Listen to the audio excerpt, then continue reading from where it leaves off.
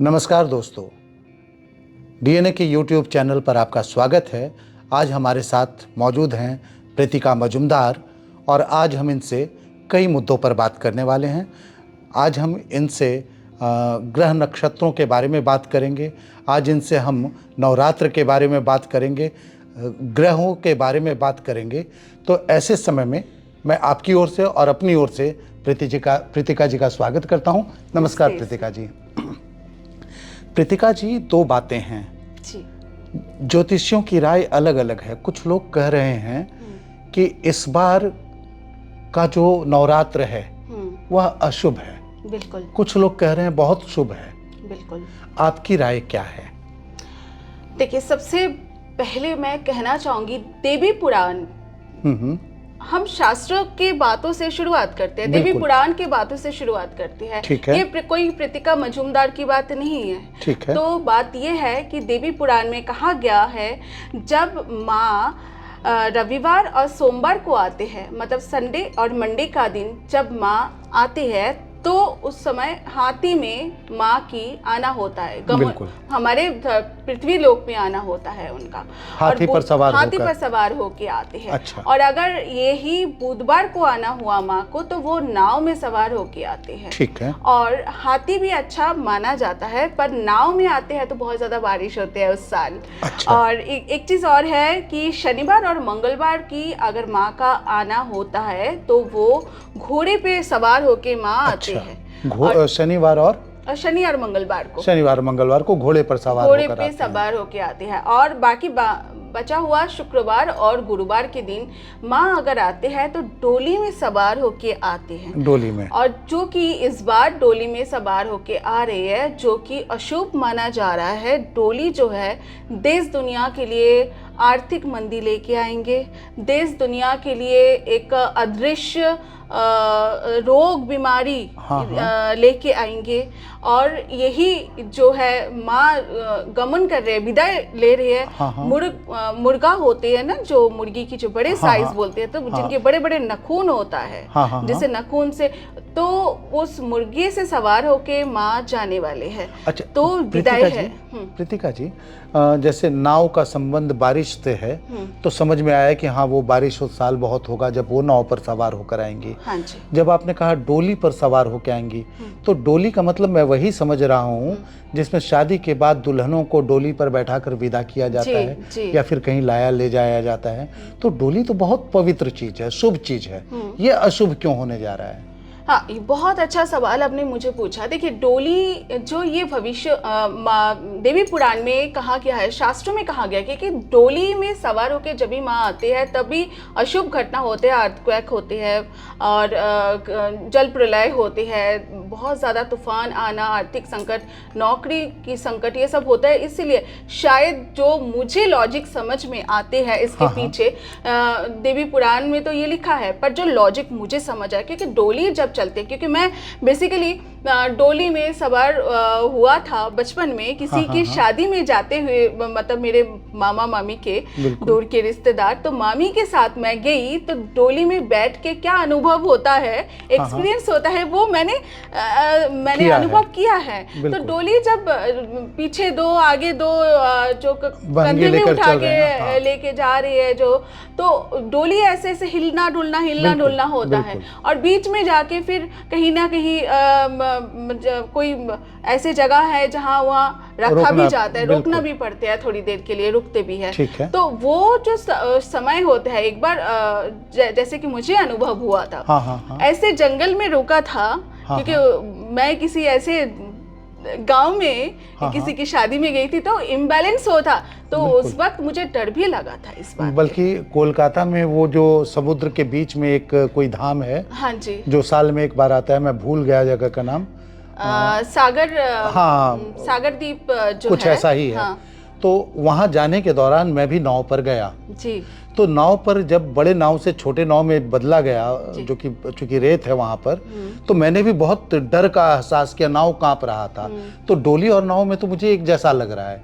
तो नाव पर आना शुभ, डोली में जाना अशुभ, ये बात गले से नीचे नहीं उतरती देखिए, है। नाव में जब आती है देवी हाँ, माँ, तब भी बहुत ज्यादा शुभ, बहुत ज्यादा कहा नहीं जा सकता है। अच्छा। क्योंकि बोला जाता है कि नाव में जिस बार देवी पुराण में कहा जाता है जिस बार माँ नाव में आते हैं तो उस वक्त बारिश बहुत ज्यादा होता है। हाँ, तो ये ही शायद ये इस वजह से बोला जाता है। और देवी पुराण में ये बोला गया है कि डोली में आता है तो शायद इम्बैलेंस होते हैं, क्योंकि वो हिलना डुलना वो जिस तरह से आदमी लेके जाते हैं डोली को, वो कहीं ना कहीं इम्बैलेंस होते हैं और रोकते भी है ऊपर नीचे।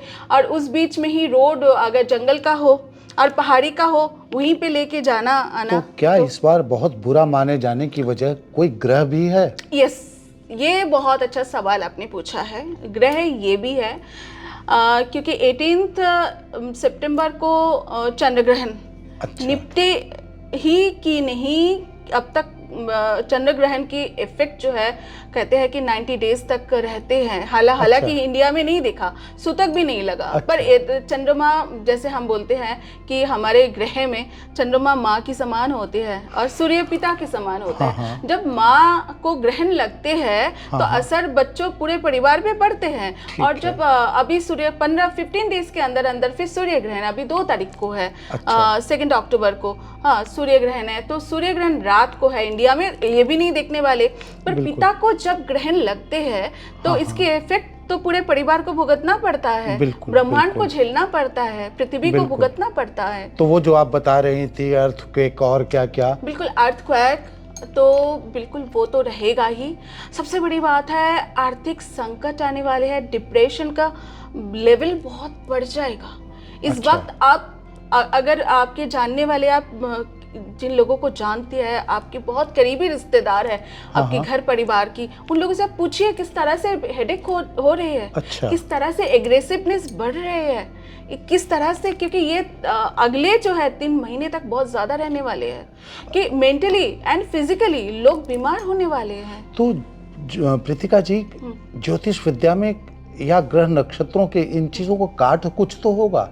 ये जो बुरी चीजें आने वाली हैं, इनका असर कम हो या ये खत्म हो जाएं, ऐसा कोई उपाय है? हाँ, देखिए, इसका आपने बहुत अच्छा मुझे क्वेश्चन पूछा है।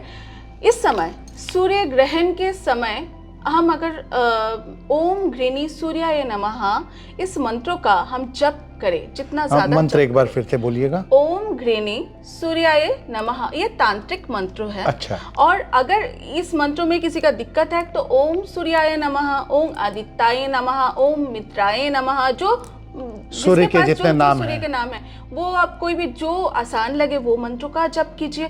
पर हालांकि इस वक्त पूजन नहीं होगा, मंदिर बंद रहेगा इस दौरान, ना ही घर में पूजन होगा ना ही बाहर पूजन होगा। सूतक नहीं लगेगा, पर वो जो टाइम है, वो टाइम जो रात को 9:13 से लेके सुबह के 3:17 तक जो वो टाइम पीरियड है, वो पूजा के टाइम तो है भी नहीं।